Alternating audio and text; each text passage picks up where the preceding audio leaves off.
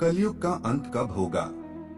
कलयुग एक ऐसा शब्द है जिसका उपयोग हिंदू धर्म में वर्तमान युग को संदर्भित करने के लिए किया जाता है, जिसे नैतिकता और नैतिक पतन, अराजकता और पीड़ा की विशेषता माना जाता है। हिंदू पौराणिक कथाओं के अनुसार द्वापर युग के अंत के बाद कलयुग शुरू हुआ, जो भगवान कृष्ण के शासन के अंत और एक नए युग की शुरुआत को दर्शाता है। हालांकि कलयुग के अंत की कोई निश्चित समय रेखा नहीं है, लेकिन इसके साथ कई मान्यताएं और भविष्यवाणियां जुड़ी हुई हैं। कलयुग क्या है? हिंदू ब्रह्मांड विज्ञान में कलयुग चौथा और वर्तमान युग है। यह नैतिकता और आध्यात्मिकता में गिरावट का समय माना जाता है और यह हिंसा, लालच और विश्वास की कमी की विशेषता है। कली शब्द का अर्थ है संघर्ष या कलह और युग का नाम दानव काली के नाम पर रखा गया है। कहा जाता है कि कलियुग की शुरुआत तब हुई जब विष्णु के 8वें अवतार कृष्ण ने पृथ्वी छोड़ी थी।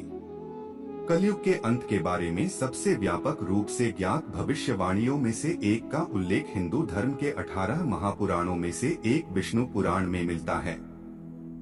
इस ग्रंथ के अनुसार कलयुग 4,32,000 वर्षों तक रहेगा, जिसमें से लगभग 5,000 वर्ष हम पहले ही पूरे कर चुके हैं। कलयुग भगवान विष्णु के 10वें और अंतिम अवतार कल्कि के प्रकट होने के साथ समाप्त होगा।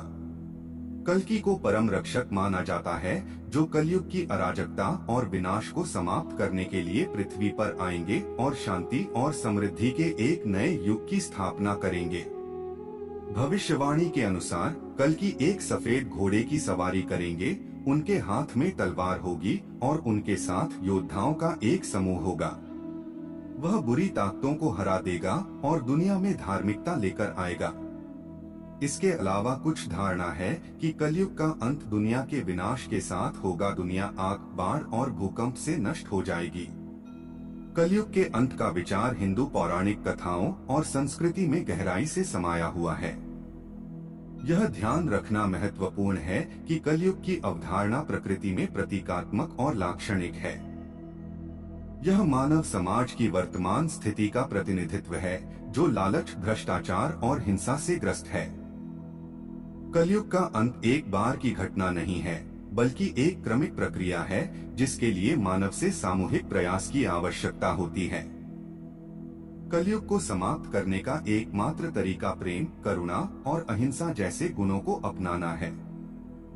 इस दृष्टिकोण के अनुसार कलयुग का अंत किसी बाहरी शक्ति के हस्तक्षेप की प्रतीक्षा का विषय नहीं है, बल्कि व्यक्तियों के लिए अपने कार्यों की जिम्मेदारी लेने और समाज की बेहतरी में योगदान करने का एक अवसर है।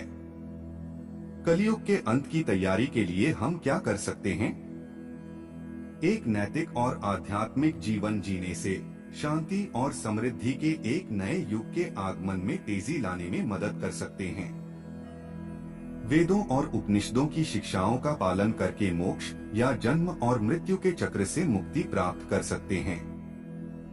कुछ चीजें जो हिंदू कलयुग के अंत की तैयारी के लिए कर सकते हैं, उनमें शामिल हैं: शास्त्रों का अध्ययन करना, मनन करना, योगाभ्यास, दान देना, दूसरों की मदद करना, सादा जीवन व्यतीत करना।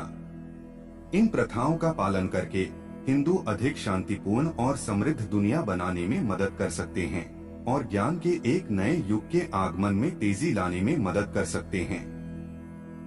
युग को 4 अवधियों में बांटा गया है। पहले काल को सत्य युग कहा जाता है। यह शांति और समृद्धि का समय था और इसकी विशेषता गुण, ज्ञान और खुशी थी। दूसरे काल को त्रेता युग कहा जाता है। यह पुण्य में कमी और पाप में वृद्धि की विशेषता थी।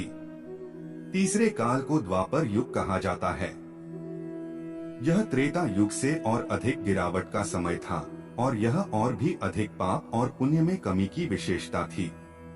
चौथा और वर्तमान काल कलयुग कहलाता है। यह सबसे बड़ी गिरावट का समय है और इसकी विशेषता हिंसा, लालच और विश्वास की कमी है। कलयुग का अंत एक जटिल और बहुआयामी अवधारणा है, जिसकी निश्चित रूप से भविष्यवाणी नहीं की जा सकती है।